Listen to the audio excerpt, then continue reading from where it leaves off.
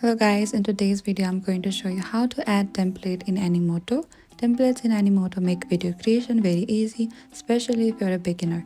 They already include layouts, text styles and music, so you do not have to start from the scratch.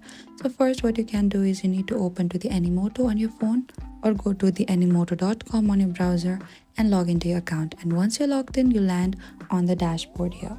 So simply on the bottom you can see there's a template just beside the video. What you can do is select the template, and over here you'll find enough templates which is recommended for you, popular templates and new templates as well. You can select any templates as for your preference by simply tapping over there. And as you see, you can see the customized template. What you have to do is simply tap on, and this is it. That project has just been prepared and the template has been added to your project as well. And now you can customize the template, replace the same text with your own text, upload your photos or video clips and change music if you want. The template stays the same but your content makes it unique, and after editing you need to preview your video to see how it looks. If everything is okay, you can save it or export it. And this is it. This is how you can add a template in Animoto. Thank you for watching this video. I hope I could help you. Do not forget to like, subscribe, and if you have any trouble or confusion to add a template, please comment down below and we will reach out to you very soon.